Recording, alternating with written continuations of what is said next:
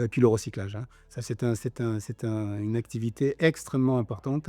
Elle a été prise en main de manière extrêmement sérieuse et très professionnelle par l'ensemble de la filière et ça, donc il n'y a pas vraiment une révolution, mais une évolution perpétuelle. Et moi, je le vois journalistiquement parlant. Notre magazine, on fait des revues qui dépassent allègrement les 200 pages, hein, et on publie à peu près 70 de l'information que l'on collecte. Et il y a énormément et c'est pas de l'infomercial, hein, il y a vraiment beaucoup, beaucoup de nouveautés. Et c'est pas uniquement une nouvelle finition, une nouvelle couleur ou un nouveau nom ou un nouveau site internet. Non, non, c'est vraiment dans le produit des avancées Ou dans le et des process. innovations, ou dans le process, ou dans la manière de le poser, ou la manière de l'assembler. Enfin, voilà, dans toutes les strates de l'évolution d'un produit depuis sa conception jusqu'à sa pose, il y a effectivement, non pas des révolutions, mais des évolutions. Parce qu'il y a une R&D, il y a un investissement en R&D qui est fort de la part des entreprises. Très fort, très fort.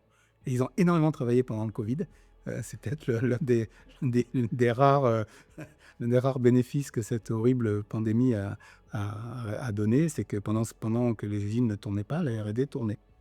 Bien sûr, on a peut-être que ça a permis aussi de ralentir, Oui. justement, de se poser Bien et de sûr, réfléchir à comment on exactement. évolue. Oui.